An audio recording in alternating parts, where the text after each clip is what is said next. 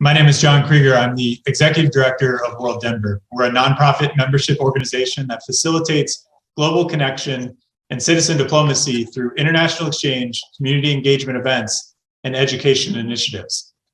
Along with World Denver, tonight's event is supported across the state by the International Women's Forum of Colorado, the Colorado Springs World Affairs Council, and the Colorado Foothills World Affairs Council.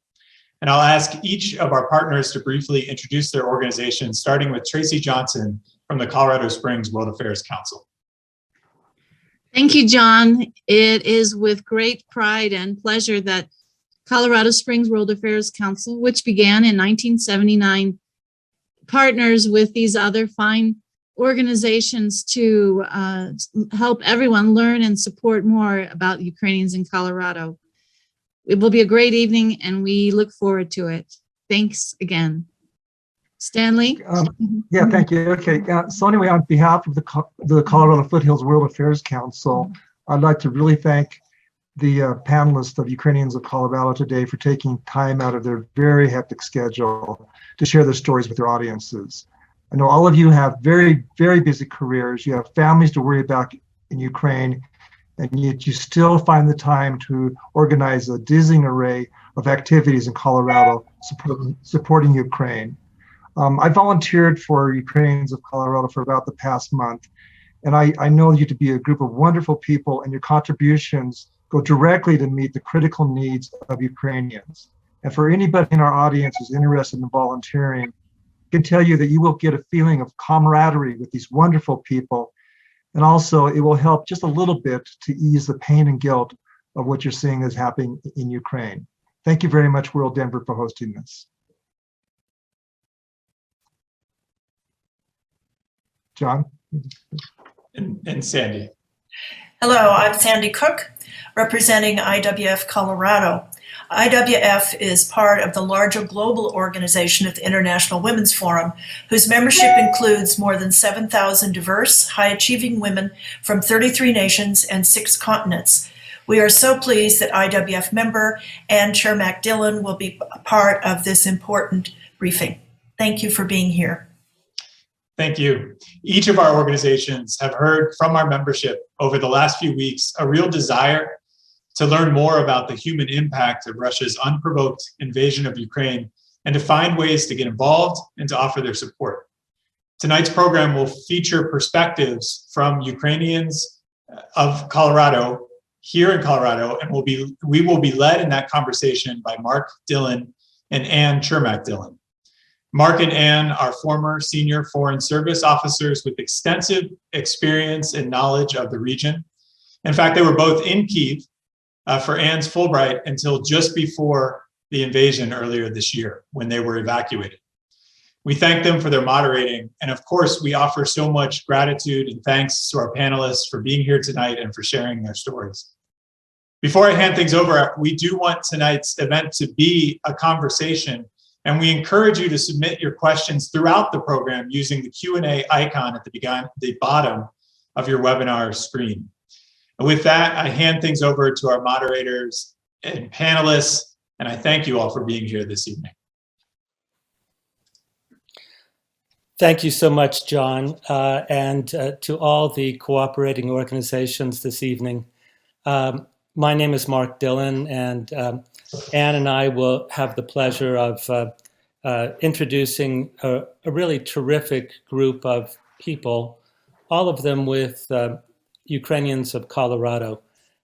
We are here really to tell the story, to tell our individual stories, but also to tell the story of what Ukrainians of Colorado is trying to do in these desperate and urgent times.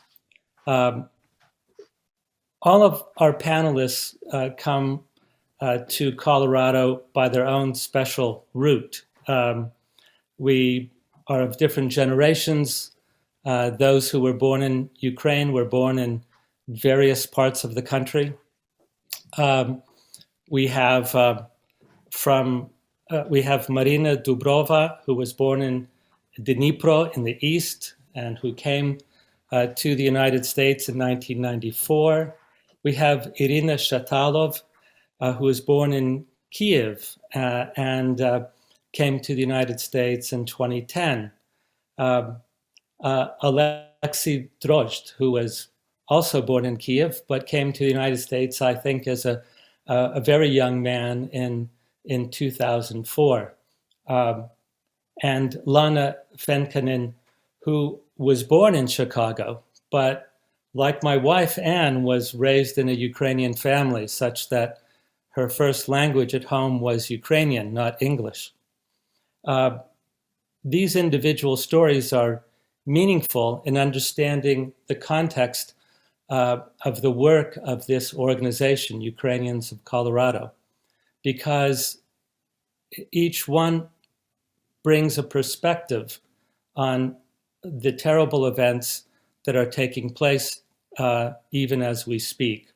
We are now 44 days into this attack on the sovereignty and the people of Ukraine.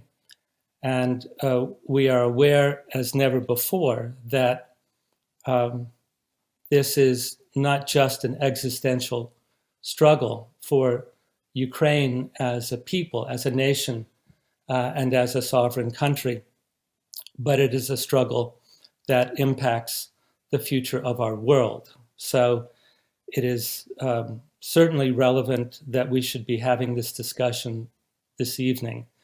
I want to say at the outset that there are many, many organizations and individuals and governments doing their very best to support Ukraine, as a glance at the news testifies.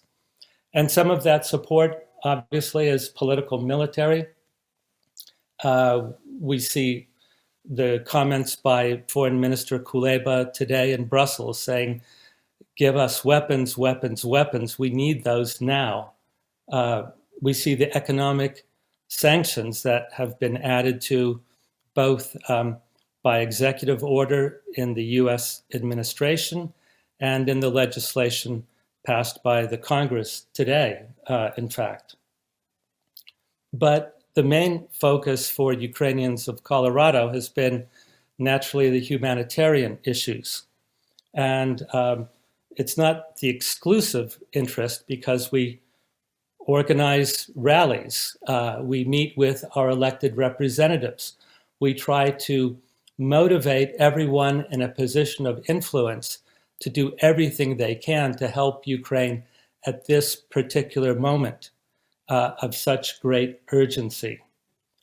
But we do focus on the humanitarian side. And I think from that standpoint, it's fitting that we begin our conversation.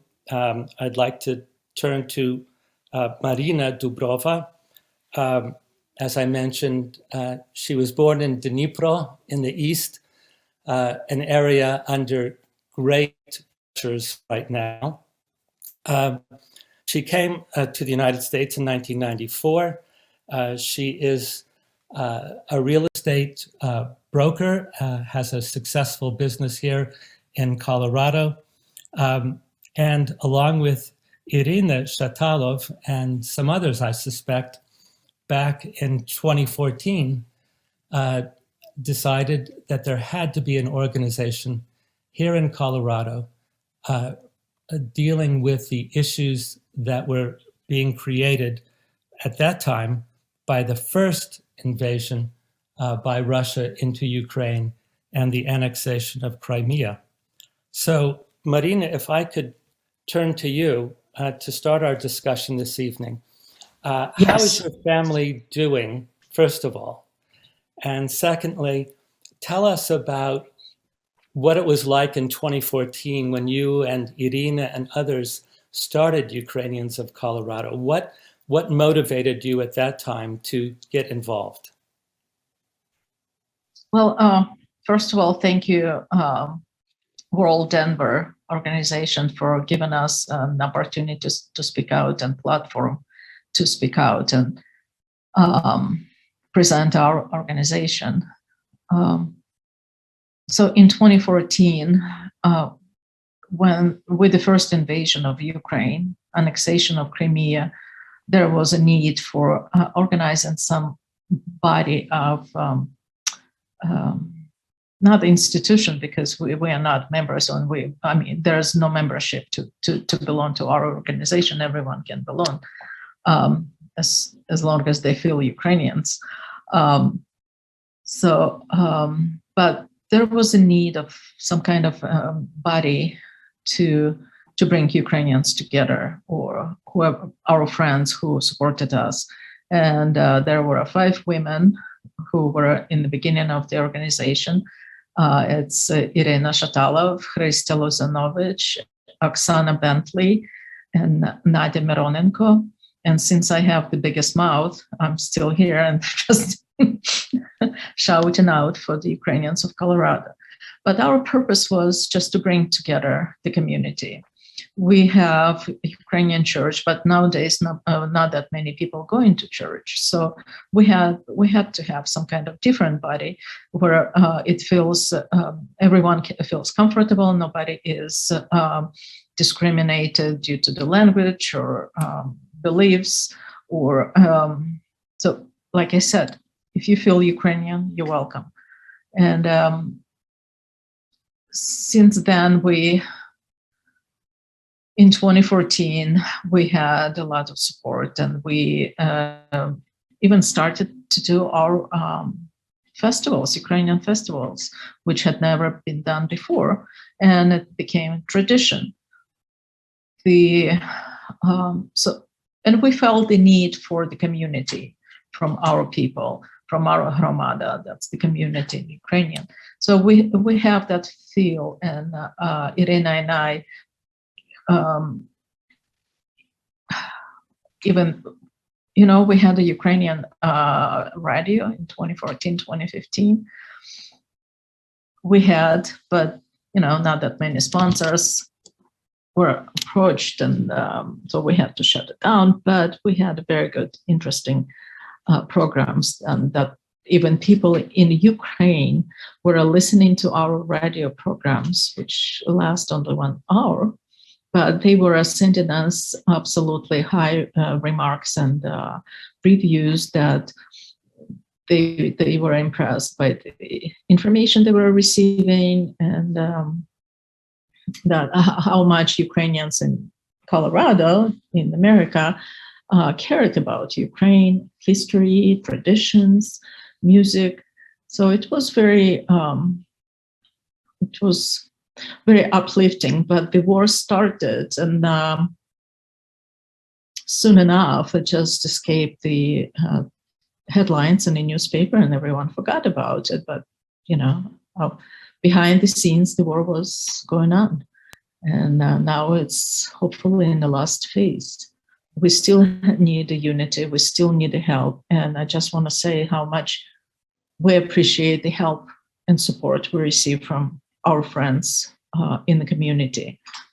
It's impossible to describe, and the amount of emails, the amount of calls we receive with the support and help, offering help, and we really appreciate that. So, Ukrainians of Colorado, maybe it was a very small organization. It is 501c3 approved nonprofit organization, but we weren't as big as we are right now. I think the size of our organization increased by the size of the war we have right now. Yes. It's a bad comparison, but we all 100 nonprofit. Nobody has payroll. None of us are on the payroll. So all the money donated, they fully distributed to Ukraine for different needs. It's a medical supplies, or it's help to our Ukrainian army, or now we're going to focus on those kids which were raped in Kyiv region, and it's only the beginning. A lot of them became orphans, and a lot of them are right now in the Western Ukraine, and they need our help. So we're going to be focusing also on the targeted help. So we're working on the finding orphanage where we will be directly helping them, kids, Right. finding child or kid psychiatrists and psychologists. So we have so much work to do within the Ukrainians of Colorado, and we still do our regular jobs. So like I said, we don't get paid for what we do. It's our passion. We love Ukraine, and we want to keep doing that. Marina, I think one of the most noteworthy activities so far in this past turbulent 2 months has been working with Project Cure to give these emergency medical supplies, help that operation down in Centennial. I've seen all of the volunteers going down there and convening and sorting and repackaging and making sure that the medical supplies that are headed toward Ukraine are the ones that they need the most. Could you say a word or two about how that has evolved? Well, thank you for, you see, there are so many things we do that didn't mean to not mention Project Cure, because we partnered with them, and they're a tremendous help to us. And they're the largest medical nonprofit organization in the United States, headquartered here in Colorado in Centennial. We had already volunteered so many hours at the project, and we're looking forward for more. As soon as we have an opportunities, and donations are pouring into Project Cure here in Centennial and other states. So we really appreciate them. And without them, I think it would be complicated to figure out the logistics, to figure out how to ship it even air. The last month during the March, Project Cure worked very hard to find the pro bono airspace on the flights going to Poland, and that is absolutely, it's more than they usually do. So they're going more steps forward that we even could have imagined. Right. So that's great appreciation to them, and we cherish their relationship with us. That's terrific. I'd like to turn to Irina Shatalova now. Irina, I don't think you and I have talked about this, but you're trained as a psychologist, and you work in the health services sector. So that gives you a real perspective on some of these drastic needs that we see emerging all across Ukraine. And you, like Marina, were present in 2014 getting Ukrainians for Colorado off the ground. Can you just first share with us how your family is doing, how your relatives are doing, and then say a bit more about how you see the work of Ukrainians of Colorado these days? Good evening, everybody. Thank you, Warden, to hosting us, and to get these opportunities to share our stories. So I moved to Colorado in 2010, and I believe I met Marina in our first Ukrainian festival in 2014.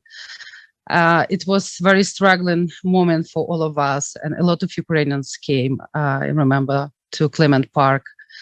It probably was around 300 people. We all stand together, and like Marina said, after that event, we decided that we have to do something for community, for Ukraine, for people in Ukraine. We did a few fundraisers. We started collecting money. We sent 3 containers to Ukraine with humanitarian aid. So we was trying to, in any way, to help Ukrainians. Here we were trying to be with community, to get community together. We did Ukrainians festivals. We did Malanka. It's a New York New Year party, kind of. We brought some artists from Ukraine. So in the same moment, we were trying to send something to Ukrainians, like humanitarian aid. But end of the February, everything was changed.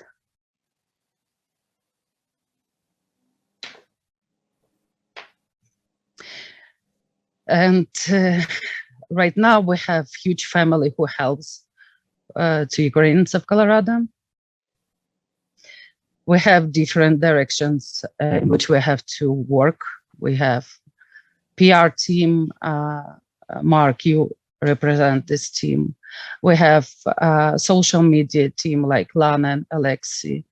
We have medical supplies teams and logistics team.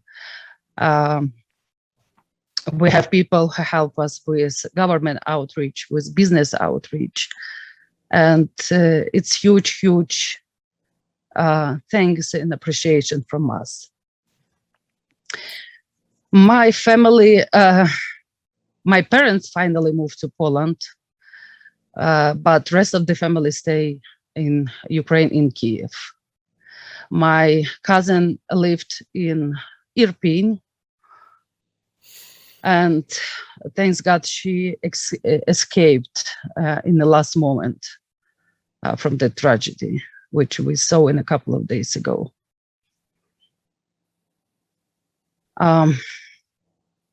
What else?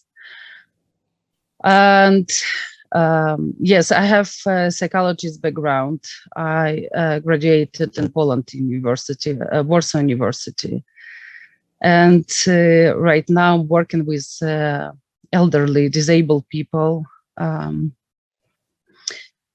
for our also refugees, we would like to start a group, psychologist support group, because we all feel weakness. We're so in stress. I know a lot of people just sleep like a couple of hours a day. We have families, of course, we have kids, we have full-time jobs.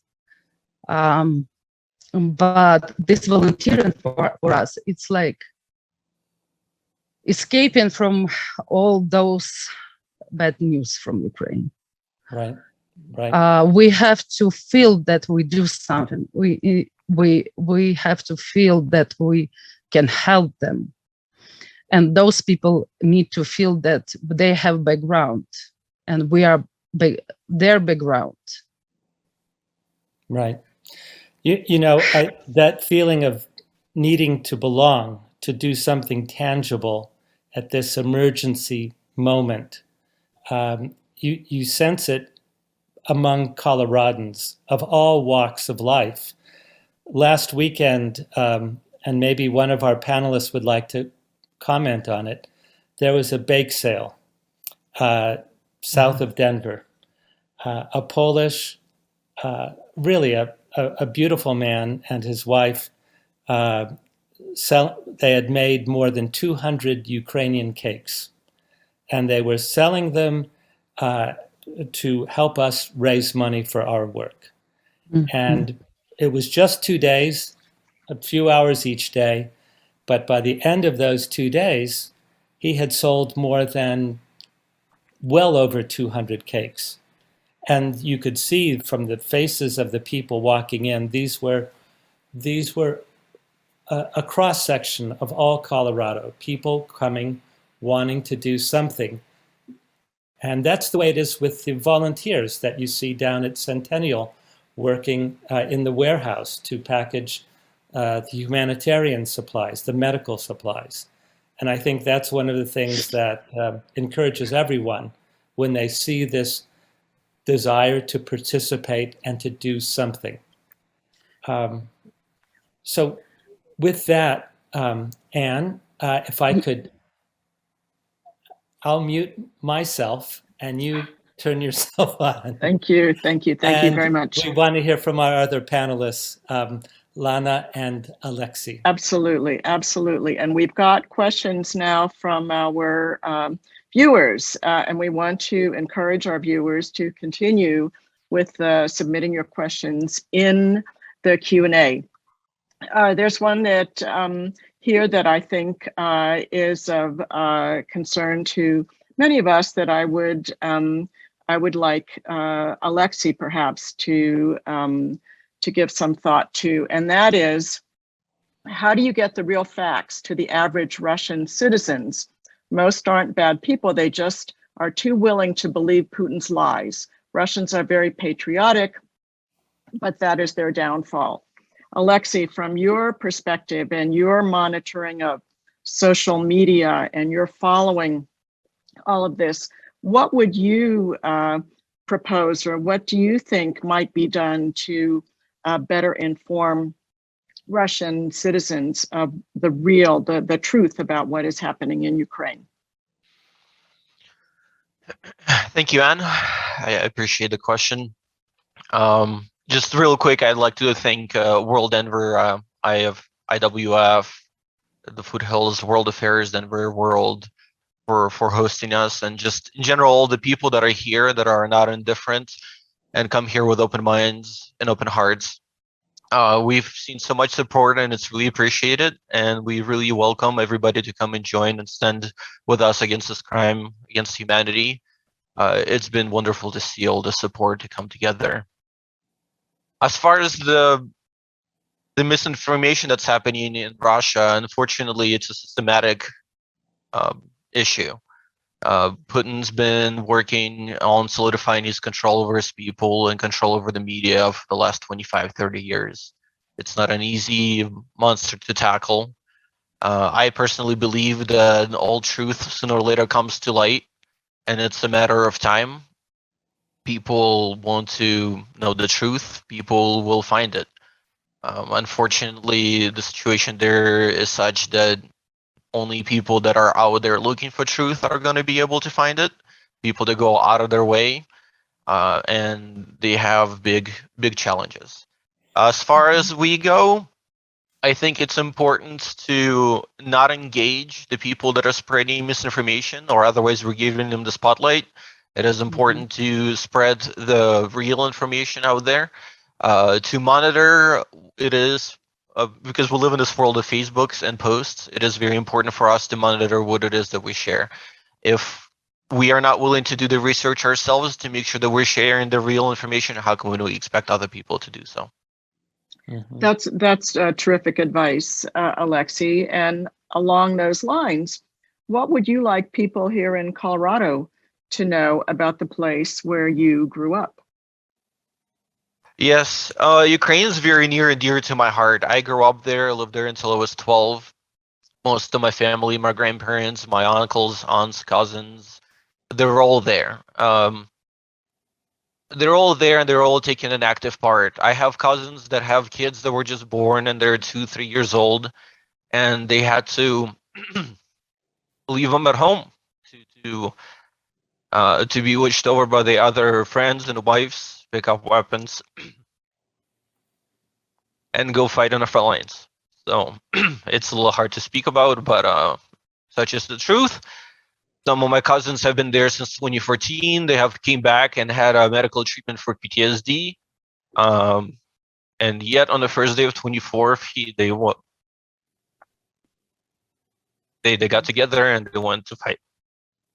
Yeah. So It's tough. My grandparents are from Lugansk, and they were displaced back in 2014, and they lost everything they had. In very similar situation, my father lived in Irpin, and he had to leave his household behind to protect my younger brothers that are 9 and 10. So this war has affected a lot of people. It is tough on all of us, and so just to see all this support from everybody, it means a lot. Yeah, and I think, Alexi, what you've also, what you remind everyone is that Ukraine was invaded, Donbas was invaded by Russia, by Putin already in 2014. And he also illegally annexed Crimea.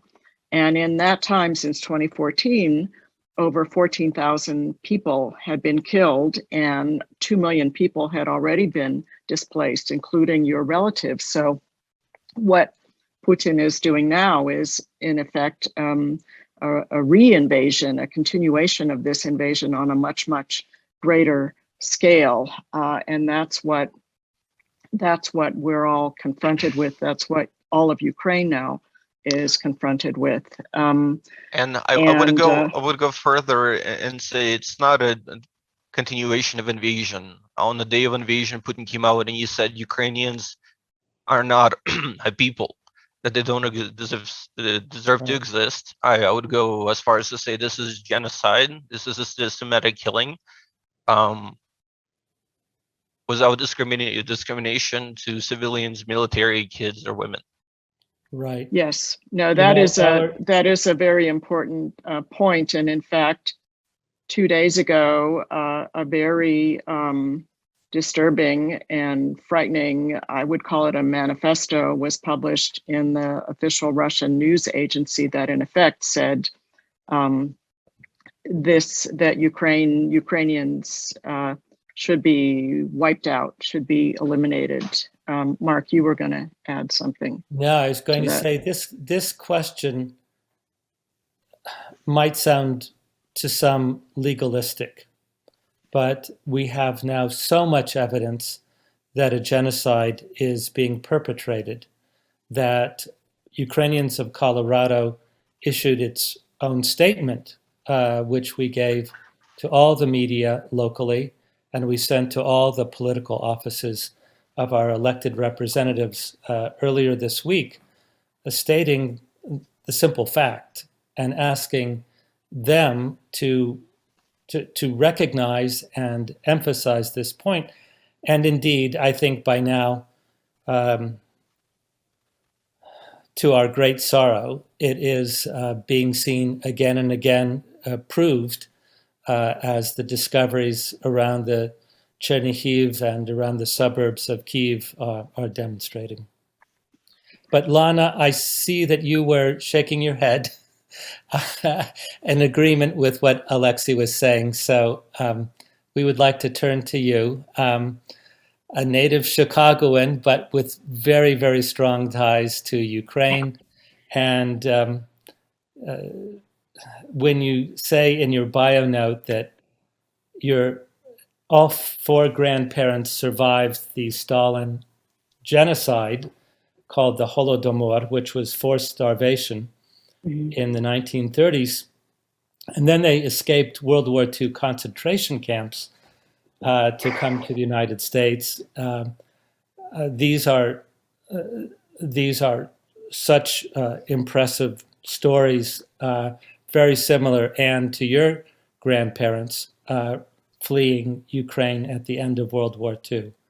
But I wonder, Lana, if you could tell us a little bit more about Instagram and Twitter and what Ukrainians of Colorado are trying to do to get the word out to a broader public.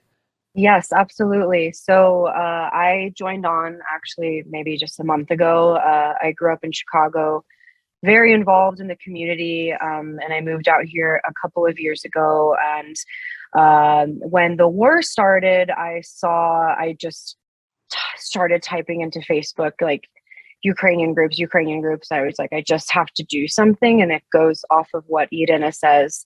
We just need to do something, and it helps with our anxiety, and it makes us feel we are making an impact since we cannot physically be there helping them.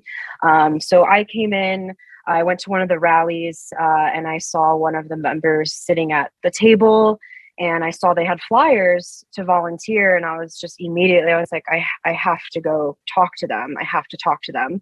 So I went up immediately, and one of the first things they said is like, what do you need help with? Because I tried to find them on Instagram and Twitter, and there were older accounts, which is great. And I was like, this needs updating. So I immediately mentioned, I'm on my own accounts posting about this constantly on Twitter, following journalists, real evidence. And I was like, I can do this for Ukrainians of Colorado. I'm doing it anyway. And, we're in a different generation where things are constantly being shared through pictures and videos rather than just text. And we actually have a very significant following on Instagram. We also have a following on Twitter, but the goal is to not only promote events and rallies through words, but also through pictures and bringing faces to the Ukrainian community. And I think that's important for people to see that we're real people, we matter, and that we are here doing this work. I also think with social media, it's super important to keep up with it. There is such a desensitization to information through social media now. And for example, the first 2 weeks, it was very intense. People were reaching out, feeling it, but you can tell it's kind of dying down. So we're here to show that we are still here and we are still keeping up to date with this, because for us, it's still day one. It's not day 44. Like, this is just as important as it was the first day. So we consistently update them every day. We update our events and what's going on and where you can donate, or if you can volunteer and sign up, for example, packaging medical supplies with Project Cure. And I think our following is growing by the day. It's great to get our information out there. It's pretty new, but it's great to see just how much reactions we're getting from people, and people like to see it. It's easier to connect that way nowadays than through just words. So I think it's just easier to reach to people through that. So I'm happy to be a part of this. I'm honored to be a part of it. It makes me feel better. I also have family in Ukraine, and it's really hard. It's very difficult hearing what they're going through, and this is an outlet for us, and this is a community. This is our family. We are all brothers and sisters, and we are all connected, and this is why we're here, and we will continue being here. That's fantastic. What Anne and I and Marina observed last week at the Denver City Council, there, and at the event that took place at the Babi Yar Park here in Denver, there was, first of all, at the Babi Yar commemoration, it was interfaith. There were two rabbis. There was an ecumenical feel to it all, and everyone, no matter what their background was, whether they were of Ukraine, from Ukraine, aware of Ukraine, they felt connected to that. And we've had, in the person of Kendra Black on the city council, Kevin Flynn, who wrote a wonderful proclamation supporting Ukraine. These sorts of supporters, they just come not out of nowhere, but they appear, and it's a wonderful thing to observe. It is. There's a, sorry to interrupt, but there's a phrase that we're using that we really like, and it is in honor of freedom. We are all Ukrainian now. And it's wonderful to see all of the support of different backgrounds coming and supporting us. Even we have a consistent Iranian man that shows up at our rallies because we have a history with them. And it's great to see that people, it's great to see that other communities care as much as we do.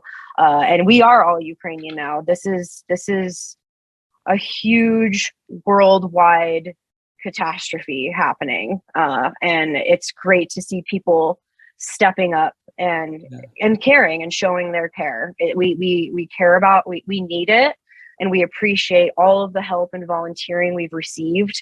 It's been overwhelming, as Marina has said. We are consistently being contacted, and the more help we can get, the better, because then the more help we can bring to Ukraine. You know, I think in the first days of this terror, the first thought was humanitarian, but now we see the tremendous implications for the entire world. And I'm working, and I think many people are working with this simple statement: if Ukraine doesn't win, we all lose.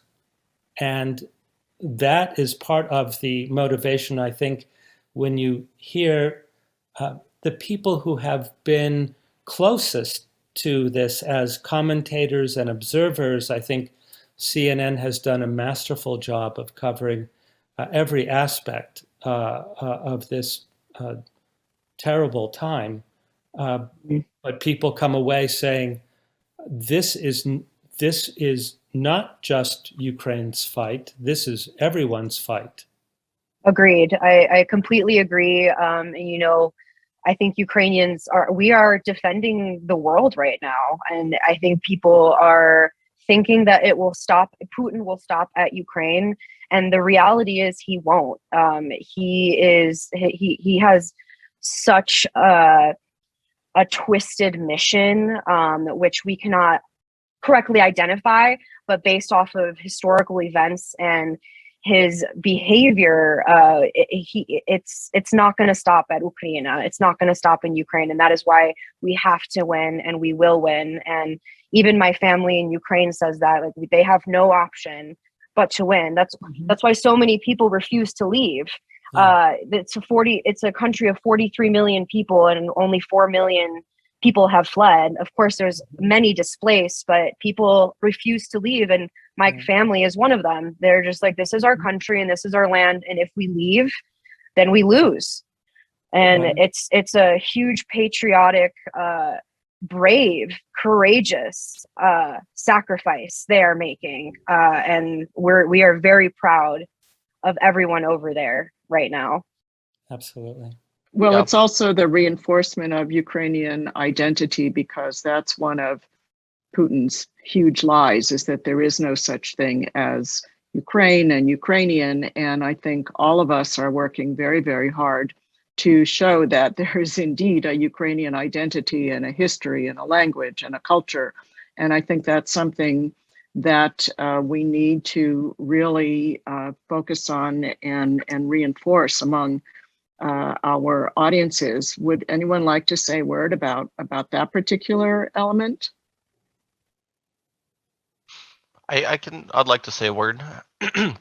And in general, this conversation that was being had with Lana and Mark is amazing. And I think a lot of people come into this realization that the world is standing behind, that there's no room for this kind of actions anymore. And we're getting united to stand against it. And it's beautiful to see. I think partially because so many cultures have been touched by this war of oppression and freedom. The US, the Jewish people, just in any part of the world, the Iranian, the Georgians, we've all seen it. And so I think this is just the turning point for humanity in general to stand up and say that this is not okay anymore.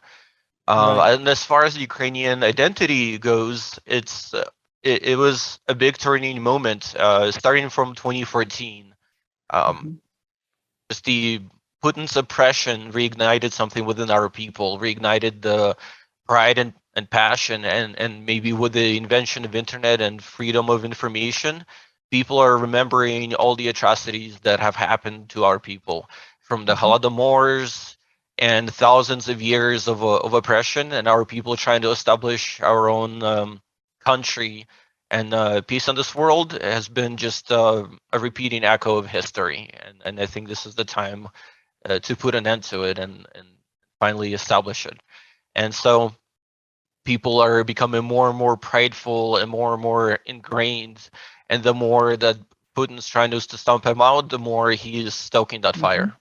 And that's a message that we can carry. That's a message that we abroad can carry and magnify. Yes, Lana, you had. Yeah, no, I'm just going to make one last comment. I completely agree with what Alexi is saying. I also think with social media, we have the option to see all the pictures, all the videos, but these are atrocities that have happened to us in the past. My family is currently hiding in the same cellar my grandmother hid in during World War II. And that is crazy. That it's absolutely monstrous that this is occurring again. And we are now in a time where we have the information, the truth to spread. And that's why we have to continue sharing this information to overpower the propaganda that's being created in Russia. Right. I just want to add something. Please, Marina. So back in 2014, do you remember how long those highlights or headlines in newspaper were about the war in Ukraine and annexation? It didn't last long. Everyone forgotten about that. Putin's officials and Putin's people, oligarchs included, they were instigating, bribing politicians in the European Union, outside of European Union, United States, you name it. So we don't want it to repeat it again. We don't want this war. It's not conflict. Somebody was typing questions. So when the conflict is over, I would like you to remember it's not conflict. It's a war. It's a full-blown war where a genocide is blowing up and out of all proportions. So there is no conflict. It's a war. And then we don't want it to escape or disappear from headlines of newspapers and news channels. We would like to keep it alive as long as it lasts, because the war is the first stage of atrocity, what's going on in Ukraine. The next step, we don't know. Bucha is the beginning of the atrocities. There is another city, what's the name of it? Alexi, Lana, help me. It's worse than Bucha. Borodyanka. It's worse than Bucha. That's what they say. It's worse than Bucha. And if you are not familiar with what happened to Bucha, let me tell you. We have right now in the Western Ukraine, 2, 3, 4, 5 years old kids raped. Anal, vaginal. Can you imagine the level of the emotional distress for those kids? And they are orphans now. I talked to my friend today in Ukraine. She is in Kyiv. Her cousin is in territorial defense. He is the one who was participating to taking out young girls, young women, bodies out of Russian tanks. So you think about what's going on. It's not a conflict. It's a war. It's a genocide. It's a crime nobody even can comprehend. I'm sorry being so straightforward, but we cannot keep it calm. It's insane what's going on. And I want every one of you on the call here right now to know that. And it doesn't end with what I just listed to you. It's just the beginning atrocities, what they perform on our people. And they keep doing that. So Bucha, Borodyanka, it's a beginning. We still have Mariupol. We don't know what's going on there. It's still blockaded. 5,000 civilians were killed in Mariupol. Right. Don't forget that theater when the huge letters were in front of the back of the theater saying the kids are inside of the theater. Yeah. Yeah. So the Russians didn't even think for a second, just they dropped the bomb. They killed 300 people, women and kids. There was no military. So please don't use the word conflict. It's not a conflict. It's a war. Mm-hmm. It's a genocide. Mm-hmm. And I would like to add 2 days ago when we saw these pictures, videos from Bucha, RIA, Russian Informational Agency, published. This is official resource. It's not a, like, I don't know, something. It's official resource. They published an article, what Russia needs to do with Ukraine. Right. Believe me, when you're reading this, it's like license for killing Ukrainians. Yes. It's like all of us are bad, and we don't have to be, we cannot exist. We have to be killed. No, I also want to remind that also backing off of Mariupol, Russians are taking Ukrainians to Russia in camps. Filtration camps. Does that remind anyone of anything?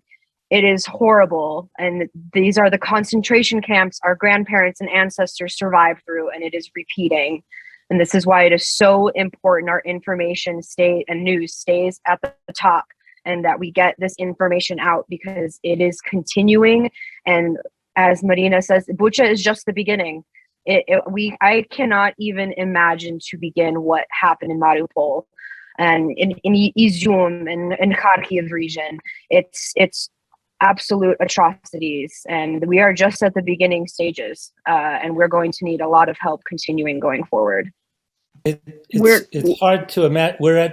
I think we have a few minutes left, and we'd encourage anyone who hasn't had a question answered. I think we've answered a few in the Q&A. Yes, section. We've answered quite a few, yes.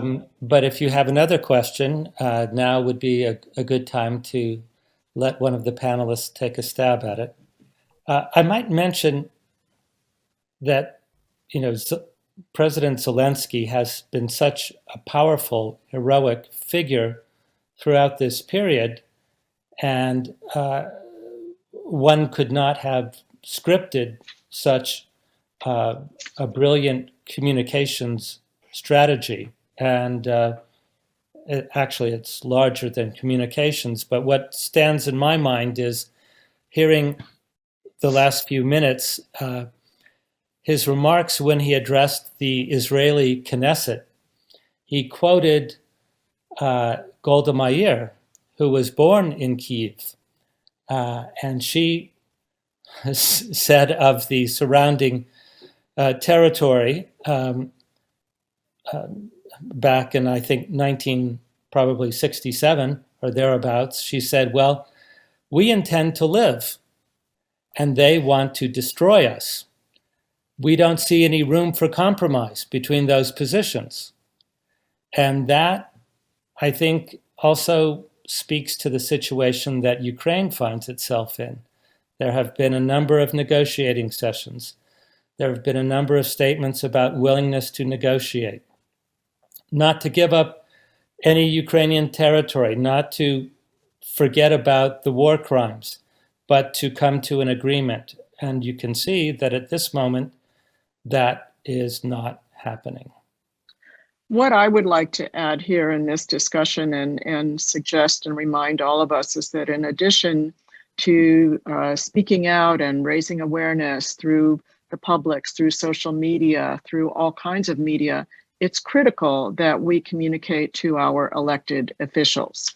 The proclamation that was done in the city council that Ukrainians of Colorado put forward, there's going to be a meeting next week, correct, Mark? And I think they are the ones who need to hear from citizens about their huge concerns as to what is happening in Ukraine and how critical, absolutely critical it is for the United States to provide the military resources that are needed by Ukraine to push back on all of these terrible things that are happening, to take steps to punish Russia for everything that it is doing. So elected officials, I think we all need to engage in that way, all of us listening I see here. a question in the chat from Massachusetts. Well,